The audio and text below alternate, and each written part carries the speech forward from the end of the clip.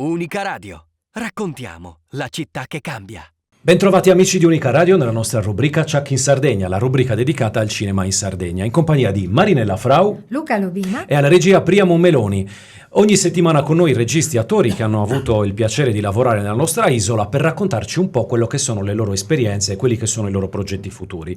Oggi con noi Gianluca Medas. Ciao a tutti. Ciao. Benvenuto. Bentrovati. Ciao Gianluca. Ciao. Oggi c'è un po' di maestrale in questa torrida estate 2025. E ti stai lamentando? No, non mi sto lamentando, forse oggi dormiamo senza aria condizionata dopo mesi. A sì. noi ci Di salva caldo il maestrale, ormai solo il maestrale, quindi siamo veramente Ahimè. in mani, come dire, Che è non gratis. proprio Che è gratis. Che è gratis. Il maestrale è ancora gratis. Per il momento. Se capiscono Per il momento, che ci solleva dal problema, probabilmente lo pagheremo. Ciao Gianluca. Allora, abbiamo con te il rappresentante della più importante famiglia d'arte in Sardegna, i fratelli Medas, Sì. e quindi da tantissimo tempo tu ti occupi di teatro. Chiaramente ci sono stati dei passaggi e oggi siamo arrivati anche al cinema con il bellissimo film per me del Processo di Emilio Lussu. Quanto è stato difficile passare dal teatro al cinema? È uno shock culturale, devo dire che sono anche contento di poterlo dire, perché vedi, io sono arrivato al film, a fare il film, preparando minuziosamente ogni dettaglio nella mia testa, e ho detto devo fare bella figura, sto facendo un film.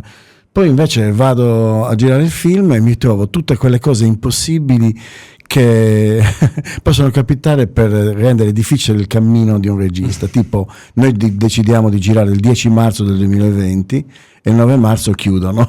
Covid. Poi altre 2 volte ci siamo dovuti fermare sempre per il Covid. Poi quando decidiamo di girare ci accorgiamo che decidiamo di girare a ottobre del 2021, mi sembra, e ci sono le luminarie a ottobre. E non potevamo girare perché c'erano le luminarie. Certo. Avevamo detto ragazzi potete aspettare, ci serve una settimana. No, le luminarie, assolutamente le luminarie. C'era veramente voglia di uscire fuori da questa situazione negativa.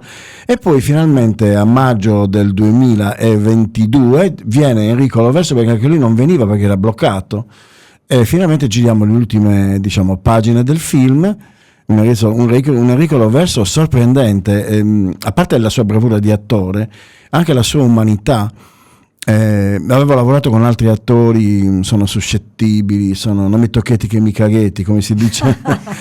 Sì, purtroppo confondono il loro mestiere con la loro vita, e quindi molti di questi pensano di essere sempre attori anche quando fanno la cacca, diciamo così. Dico in generale, non sono tutti così, però è stato veramente grande, perché io gli dicevo fai così e lui lo faceva, e io dicevo caspita, siccome ero abituato ad attori con cui dovevo sempre fare il braccio di ferro, fai questo, secondo me funziona, e mi sono reso conto di cos'è la professionalità. E poi l'attore teatrale comunque è più lento, l'attore cinematografico deve dare subito il prodotto, no? Chi Guarda, lavora in teatro sa che ci vuole tempo per arrivare a quel personaggio. Sì, mentre al cinema devi essere veloce. pronto, sì, non è che hai molto tempo. Poi stai 2 ore fermo, poi giri e devi essere pronto. Devi mantenere sempre la stessa... Comunque ho dovuto cambiare la mia testa, io sono arrivato là pieno, superbo, devo dire la verità, superbo, e ne sono uscito con la testa molto più razionale, perché in realtà poi nel teatro noi siamo abituati che ci sono sempre emergenze. Qui le emergenze sono enormi, perché a teatro hai massimo attorno a te una decina di persone. Nel film io avevo una 50ina di persone che dipendevano dalle mie scelte, e tutti questi ostacoli mi costringevano a rivedere continuamente il mio percorso, il mio film, e mi ha abituato veramente a non considerare mai scontato un prodotto culturale finché non lo partorisci definitivamente. Esatto. Quanto è passato dall'idea che avevi in testa a poi la realizzazione, l'uscita al cinema? Dal 2015, quando ho fatto lo spettacolo con gli avvocati, non solo avvocati onlus, veramente persone straordinarie, avvocati e attori che hanno scelto la parte giusta del lavoro, cioè fanno gli avvocati e poi gli attori, che aveva tanto successo perché fu inaspettato. Io presi, tra l'altro il processo non è mai avvenuto, no, certo. È sempre stato un'istruzione al processo, oggi si chiamerebbe così. E io l'avevo chiamato quel progetto Diamo un volto alle carte, cioè quelle testimonianze raccolte dal pubblico ministero, dal procuratore. Io le ho dato una faccia, quindi avevo scelto dei personaggi, avevo letto gli atti, perché gli atti esistono, e mi sono accorto che c'era un mondo da raccontare. Un ugonto di Emilio Lussu, quando tu l'hai preparato, perché l'hai preparato molto tempo prima, quindi tu stavi già studiando su Lussu. Da molto tempo, Da molto tempo, cioè questa figura chiaramente è uno dei più grandi intellettuali sardi, colpisce tutti e immagino che abbia colpito anche te. Moltissimo, perché ero molto giovane e mi piaceva quest'uomo coraggioso, però mi ero concentrato sul coraggio e mi ero concentrato su alcune pubblicazioni, quelle più note. Quando ho cominciato ad approfondire, per esempio ho letto un libro, adesso il titolo esatto non lo ricordo, ma ricordo che l'ho prestato, me l'hanno restituito e già mi avevano detto guarda che questo libro non ce ne sono, che dovrebbe essere prime lezioni di democrazia, però non ne sono certo. Avevo scoperto un uomo capace di autocritica e non monolitico, un uomo dal carattere complessissimo e difficile, molto difficile, sarebbe stato difficile per chiunque stargli vicino, anche per la stessa Joyce Lussu, se avete visto quella famosa intervista dove la maltratta, stai zitta, stai intervistando a me, non a te, dici ma questo è il Lussu, sì questo è il Lussu, le persone vanno viste nella loro umanità, non sono santini tipo Fra Ignazio Dall'Aconi certo. Sono persone... Sarà arrabbiato anche Fra Ignazio Dall'Aconi. Penso proprio di sì. Non è che insomma i santi erano tutti silenziosi che noi e miti. mitizziamo questi personaggi. Pensiamo a Fra Nicola. Fra Nicola, certo. Ma noi mitizziamo questi personaggi e lentamente, man mano che io continuavo a lavorare per Lussu, mi rendevo conto che noi tendiamo a mitizzare i personaggi e usare questa scusa per dire i politici di una volta. In realtà i politici di una volta sono morti, non sono, ed è giusto che muoiano perché immortali non ce ne sono ancora sul pianeta Terra, ma le loro azioni sono immortali, ma le loro azioni sono uguali a milioni di altre azioni come quelle in tutta la storia dell'uomo, quindi noi dobbiamo... L'etica non invecchia, l'etica non muore. L'etica è quel plus valore che un uomo può mettere in campo quando crea la sua aurea vitale, no? L'etica, un uomo etico. Lussu era un uomo etico. Per chiudere questo lungo percorso di Lussu, mentre faccio quello spettacolo mi accorgo che ho trascurato un personaggio che invece è importante, che è il giudice Marras.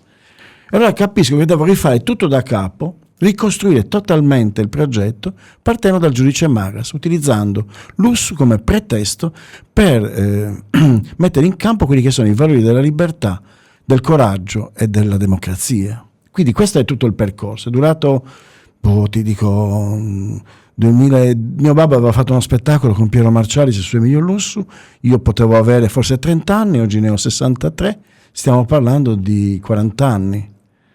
Cioè, caspita. È un lavoro... Vola il tempo, è incredibile quando inizi a pensare alla realizzazione di un film e lo finisci. Ha senso, il nostro lavoro ha senso.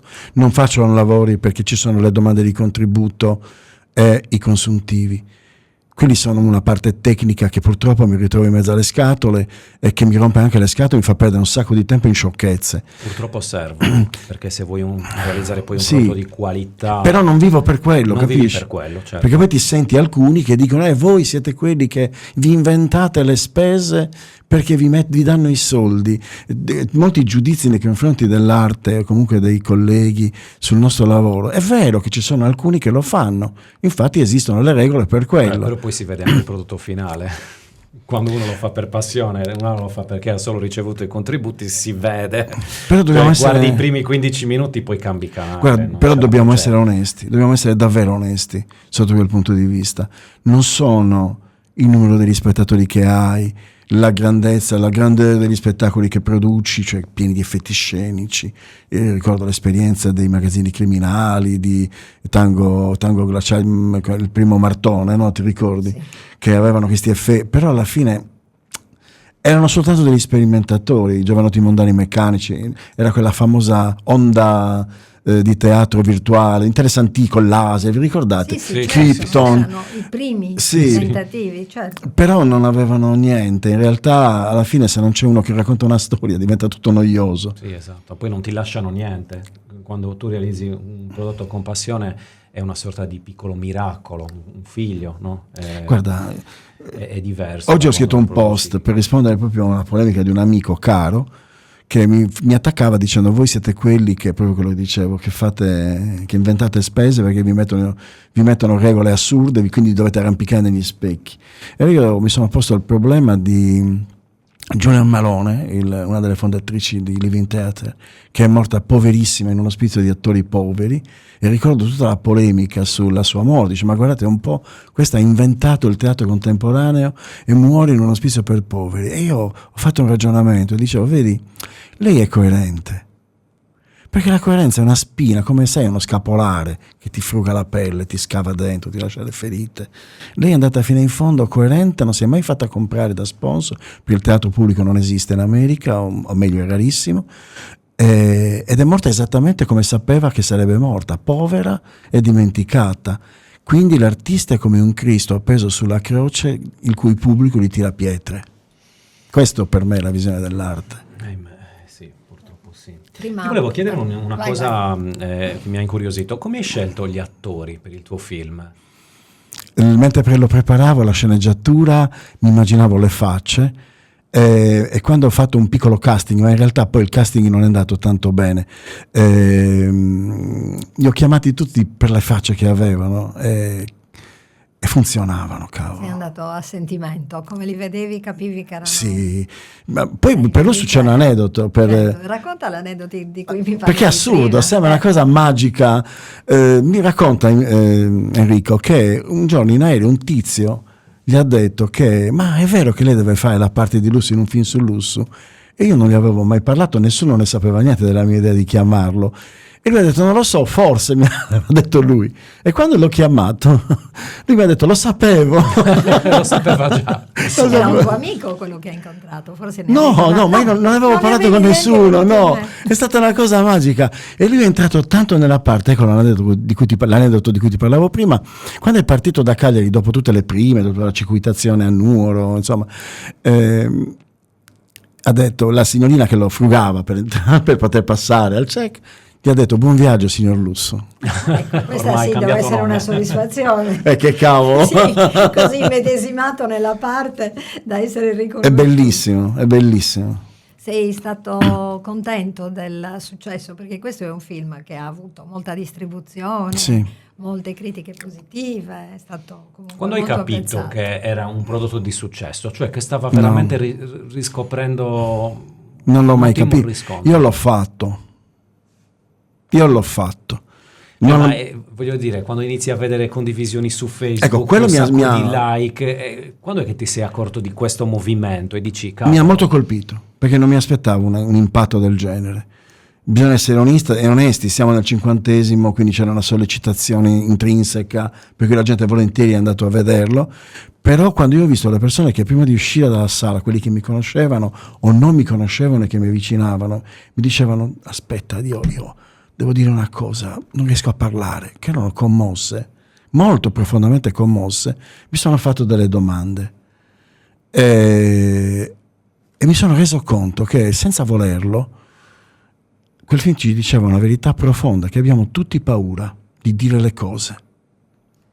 E allora ho detto: guarda un po'. Poi, citando Pasolini, perché io sto lavorando su Pasolini, l'anno prossimo, nel 2026, alla fine dell'anno, farò Petrolio. Sto lavorando su Petrolio come spettacolo. Ci sto lavorando da 2 anni. L'avrei chiamato Energia più che Come Petrolio. spettacolo? Come spettacolo O come teatrale, film? sì. Come spettacolo. No, non ce la farò. Non credo di riuscire ad avere la forza di trovare risorse per un film del genere. Mi rendo conto che ci sono dei profeti che noi abbiamo incontrato nella nostra vita, Pasolini è uno di quelli, che ci hanno detto le cose prima. E infatti io nel mio film lo metto, quando parlo del nuovo fascismo, a parte il fatto che il termine è solo un termine, sono gli egoismi e comunque le protezioni, le conservatività che generano i fascismi, no? Perché poi le puoi chiamare come vuoi, però di fatto noi stiamo vivendo una mancanza assoluta di sinistra, non c'è proprio, la sinistra non c'è, è vecchia quando affronta l'argomento, certi tipi di argomenti, li trovi che sono proprio dei dinosauri, che su certe semantiche li trovo noiosi, ma non sono dentro la vita che cioè qua sta cambiando. Aaron Swartz si è suicidato per combattere questa specie di fascismo via rete, questa aggressività che poi si è rivelata dei vari Musk, Bezos, si è suicidato perché l'hanno tormentato, perché ha cercato di lasciare libera la rete andando contro una legge che non esiste. Ma chi l'ha detto che davvero si è creata questa forma di esercito della proprietà privata, per cui tutto ciò che, tipo la biblioteca di New York, a un certo punto si è messa a vendere i libri. Sì, vabbè, New York, A vendere, diciamo, sì, a vendere se li volevi materiale, consultare, certo, dovevi pagare, certo. E lui cosa ha fatto? Ha preso i libri e li ha messi gratis sulla rete. E questo era un reato. Era un reato per l'America. E l'hanno perseguitato senza riuscire mai ad arrestarlo perché era bravo. Però l'hanno depresso talmente tanto. Quindi noi abbiamo avuto i profeti, abbiamo avuto i segnali. Ripeto, l'Antiedipo che citavamo prima di andare in onda. Perché cito l'Antiedipo? Perché Deleuze era considerato un eretico della sinistra quando scriveva quei libri. Per cui ti dico, abbiamo avuto i profeti, oppure, che ne so, Berardi Bifo, pensate a Berardi Bifo, che non vive neanche, cioè quando parla e dice le cose più belle non le dice in Italia. Beh, anche perché anche in Italia già da parecchio la musica è cambiata. Assolutamente. Però Pasolini l'aveva predetto, ma non è un fascismo che avviene, è un fascismo dei salotti buoni. Ma il fascismo è un modo di pensare fondamentalmente. Cioè, Che noi oggi lo chiamiamo fascismo, chi lo studierà lo chiamerà in un altro è modo. una logica, un modo di pensare e di rapportarsi con gli altri in un determinato modo. Purtroppo questo non riesci a modificarlo, perché le persone in questo sono libere. E questo film diceva, ce l'hai il coraggio? Perché io quando presentavo il film lo dicevo con chiarezza, la domanda che io vi faccio è, ma voi se un vostro collega viene tormentato dal suo capo o viene mobbizzato, siete disponibili a parlare con paresia, con sincerità estrema? E allora tu ti rendi conto della tua sconfitta, ma non c'è un giudizio nei confronti di chi è uno sconfitto. Forse gli sconfitti sono le persone più interessanti. Perché la società è questa, ci vuole coraggio. E l'unico modo per sconfiggere è mettersi in rete e suddividere le responsabilità, in modo che nessuno abbia la responsabilità finale. Per me la rete è il futuro della nostra società, però forse sono un ingenuo. No, io sono d'accordo, bisogna combattere quello che si crede. Non bisogna arrendersi, e poi soprattutto questo lavoro è una continua guerra, una continua lotta, perseveranza. Se no non, ma anche il vostro lavoro qui, dentro questa grotta. Sì. Ma niente, ne stavamo parlando prima così, ma adesso mi viene da chiedertelo davvero. Ma tu pensi che l'intelligenza artificiale riuscirà in qualche modo a modificare quello che hai appena detto? Cioè, tu dici bisogna mettersi in rete, come Luca dice combattere, ma tu pensi che con l'intelligenza artificiale noi potremmo avere ancora questa libertà? Guarda, io non ho la palla di vetro, il palantir, come direbbe Gandalf, non ho il palantir per dire che sarà così. Io ti dico che io ricordo un convegno sul doppio digitale, io feci l'unico intervento di rottura, tant'è che alla cena poi tutti non parlavano con me perché mi sono sentito un po' escluso, perché dicevo scusate signor, no, anche detto scusate, no, ma no, non è successo niente, non mi cagava nessuno a cena. E io dicevo questo, ok, il doppio digitale, bastano 5.000 informazioni su una persona e tu hai creato un doppio digitale e sei in grado di fargli addirittura di precedere il suo pensiero. È vero. È verissimo tutto, però il doppio digitale non esiste. In realtà è semplicemente la somma dei tuoi dati. Allora, come lo freghi? Mio figlio, per esempio, che è un figlio musicista, l'ha confuso talmente l'app che lo controlla che gli mandano pubblicità per assorbenti. Non capiscono chi è. Non capiscono chi è. È una figata, è una cosa divertentissima. Cioè noi abbiamo un potere di mandare in tilt un calcolo matematico. Quando non tutti. Beh sì, però quando io no. Winston dice, quando O'Brien dice a Winston in 1984, è straordinaria quella battuta, è di una bellezza pazzesca. Quanto fa 2 più 2? 2 più 2 fa 5, vero? In realtà sta citando Dostoevskij, che aveva detto quell'affermazione, aveva fatto quell'affermazione per parlare della libertà. E lui infatti in Orwell dice libertà e schiavitù. schiavitù e libertà. Però noi abbiamo sempre quella possibilità di scegliere come mandare in tilt un intero sistema. Quel romanzo che dovrebbe essere Civilization, una cosa del genere, poi lo cerco eventualmente, è questo che riceve un vibratore, cerca da questo drone, perché ormai in questa società distopica i droni portano la posta, poi la posta dappertutto. Lui dice: ma io non l'ho chiesto, perché lo devo prendere? Non ne ho bisogno. E insomma, alla fine riesce a resistere questo vibratore e crolla un intero sistema economico. Cioè c'è un vulnus in questo sistema, e il vulnus è disobbedire alle regole del consumo, perché loro hanno paura di chi non consuma, di chi produce da sé, di chi pensa con la sua testa. Esatto. E io la sfido l'intelligenza artificiale, la sfido a soffrire quanto soffro io, a ridere come rido io, a godere come godo io, a fare l'amore con la donna che ami come lo faccio io. La sfido, perché se dobbiamo considerare cos'è la vita, lei è fuori. Certo, ci può dominare tutto, dominare nel consumo.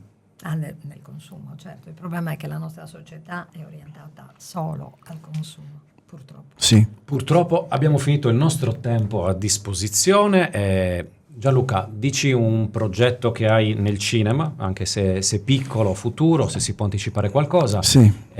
Al secondo film. Ho scritto un film che sta aspettando solo che Lussu finisca il suo ciclo, su Marianna Bussalai, personaggio dimenticato della nostra terra, un antifascista di Orani, amica di Lussu, che ospitò Lussu per una settimana a casa sua nascondendolo. Io ho ricostruito quella vicenda e il film ha lo stesso taglio triquadridimensionale, perché ormai questa è la mia cifra. Racconterò la storia di questa donna chiedendo ai ragazzi di studiarla. È una donna che credeva in un partito, il Partito Sardo d'Azione, e le donne non votavano. Una donna con visione, che da casa sua, da Orani, aveva intessuto una rete di relazioni epistolari con tutti gli intellettuali più importanti della Sardegna. Wow, bello. Ma tu hai una scuola? Cioè tu hai una scuola con giovani che vengono? Vorrei.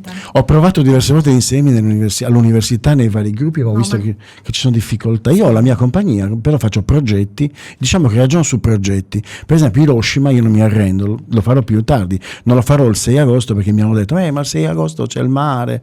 Sì, ma il 6 agosto hanno bombardato Hiroshima, ragazzi. Dobbiamo ricordare, perché questi ci stanno minacciando. Però a Cagliari c'è il mare e quello non si può toccare. Non